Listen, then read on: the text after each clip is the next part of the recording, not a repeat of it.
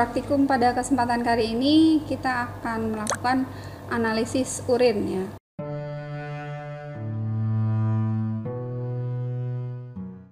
Urin itu merupakan hasil dari metabolisme yang biasa kita keluarkan sehari-hari dari ginjal ya. Nah, komposisi di dalam urin ini biasanya berbeda-beda ya, tergantung makanan yang kita makan, ataupun ada suatu penyakit infeksi yang kita derita gitu ya, sehingga nanti secara fisik akan terlihat perbedaannya. Uji yang pertama kita memang akan menguji fisik, yaitu bagaimana volumenya ya, bagaimana warnanya, lalu kejernihan, berat jenis, dan pH-nya. Alat yang kita pakai antara lain pada kesempatan ini ada corong, labu ukur untuk nanti menghitung berat jenisnya, pipet tetes, pH universal, juga termometer. Dan yang paling utama kita punya sampel urin. Ya. Ini tadi kita sudah mengukur urin yang dikeluarkan pertama kali, yaitu sebanyak 250 ml ya, sudah dihitung volumenya. Lalu kita lihat warnanya. Dengan kriteria yang ada, maka ini masuk dalam warna kuning muda ya. Jadi warna kuning muda, kuning dan kuning tua itu masih termasuk normal. Sedangkan yang keruh dan kemungkinan ada bercak darahnya, itu berarti bisa mengindikasikan adanya infeksi. Untuk melihat kriteria fisik lainnya, ada kejernihan. Sini kita ada kriteria jernih, agak jernih, keruh ataupun sangat keruh. Nah, ini termasuk yang jernih karena tidak ada ininya ya, koloid-koloid yang terlihat di situ. Untuk menghitung berat jenisnya kita menggunakan labu ukur dengan volume 25 ml ya. Tadi kita sudah timbang beratnya seberat 18,43 gram. Kita masukkan urinnya sampai tanda tera. Setelah urin dimasukkan dalam labu ukur sebanyak 25 ml, kita timbang kembali ya. Tadi sudah ditimbang dan hasilnya beratnya plus urin yaitu 43,22 gram. Nah, jadi kalian hitung berat sesudah ditambah urin dikurangi berat labu ukurnya dibagi volume urinnya, yaitu 25 ml ya. Silahkan dihitung. Lalu selanjutnya kita uji pH yang terakhir ya. Ada pH universal, kita masukkan dalam urinnya. Biasanya urin ini bersifat asam ya, bila lama-kelamaan dia akan terurai oleh bakteri sehingga sifatnya akan menjadi basa. Jadi untuk pengujian ini memang harus langsung dilakukan ya. Nah, pH urinnya udah. Kemudian kita ukur suhu dari urin yang kita uji ya dengan termometer. Dimasukkan suhu yang tertera 28.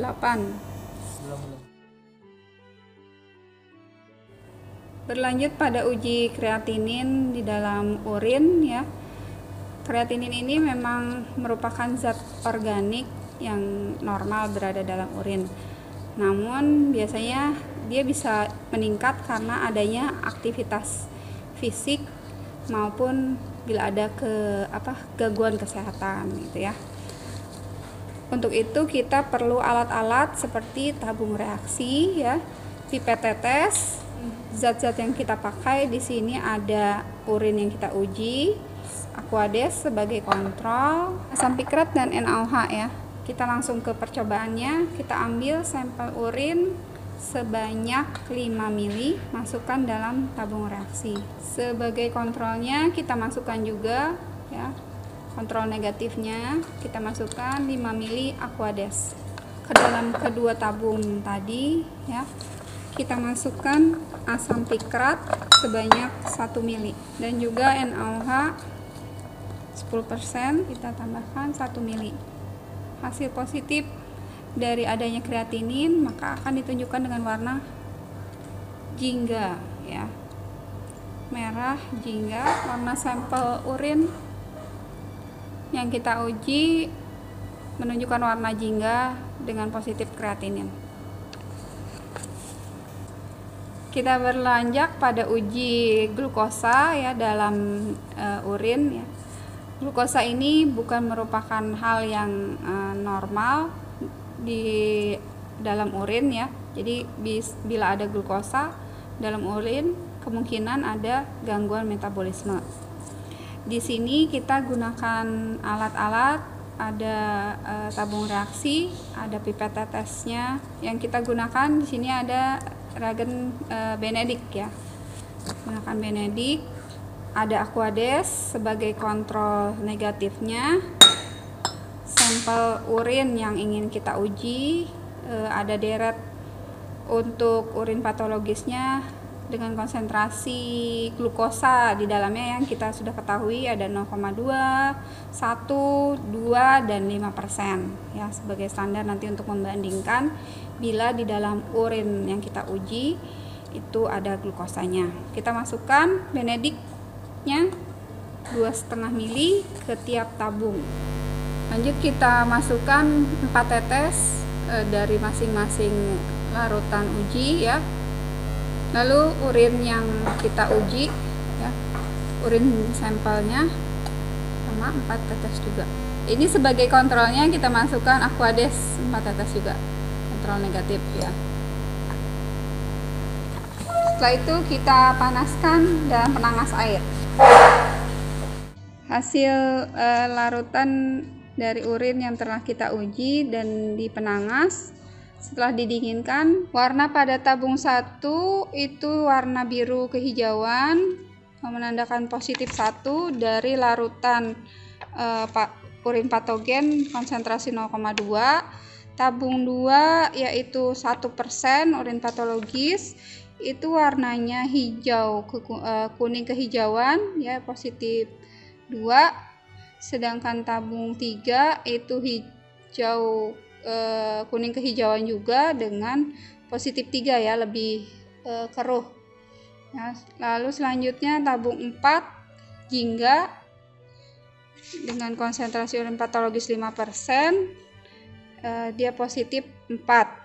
Sedangkan urin sampel yang kita uji itu warnanya biru negatif dan kontrol Aquades tadi ya, kontrol negatifnya juga warnanya biru. Semakin tinggi kadar glukosa dalam darah, maka warna yang ditimbulkan akan semakin pekat atau bisa menjadi sampai merah batak.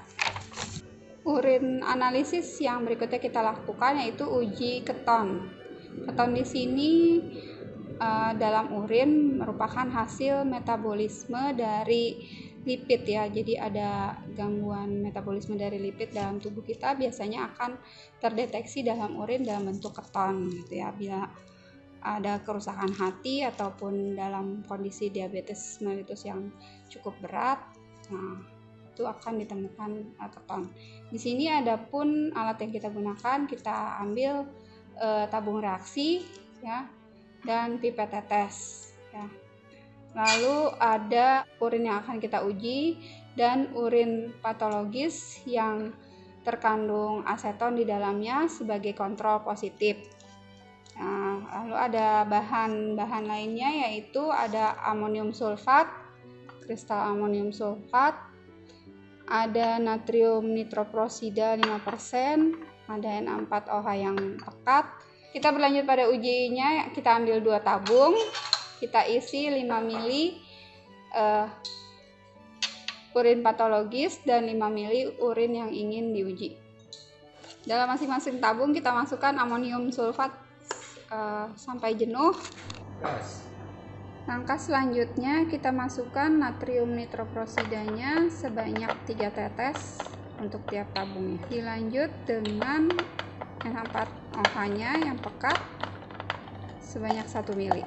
Kita vortex.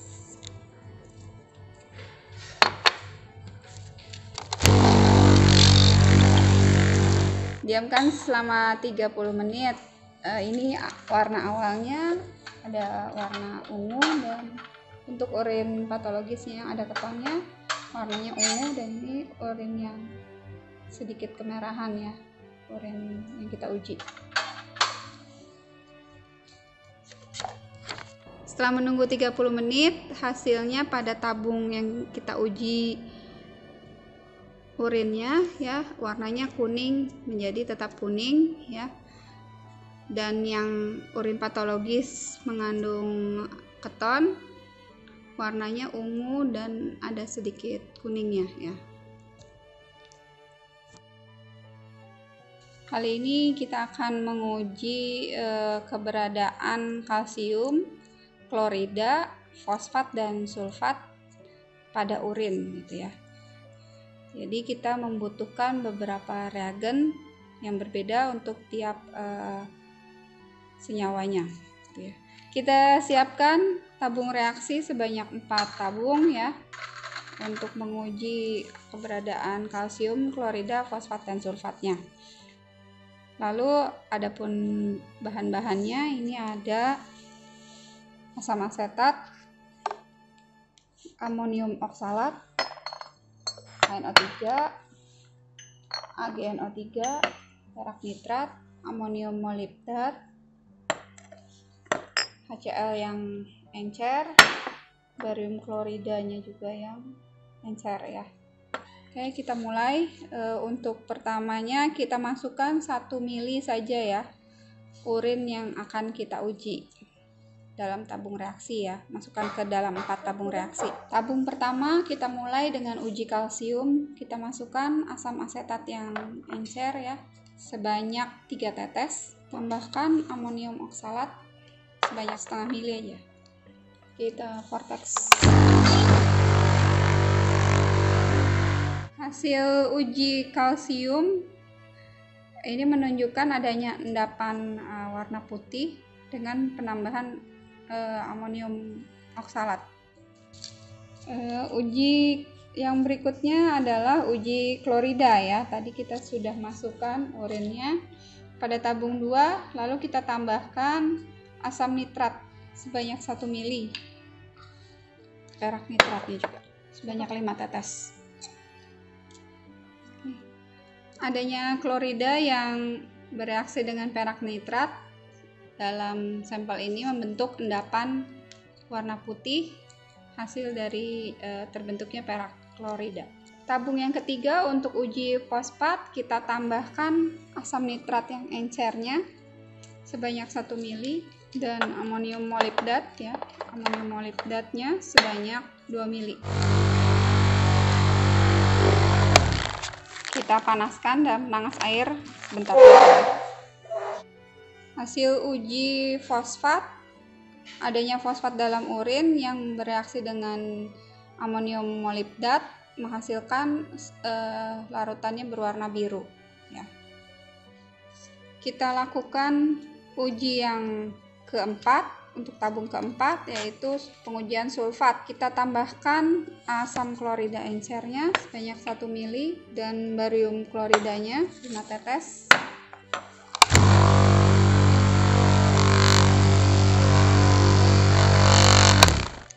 Adanya sulfat dalam urin yang bereaksi dengan barium menghasilkan larutan dengan endapan berwarna putih.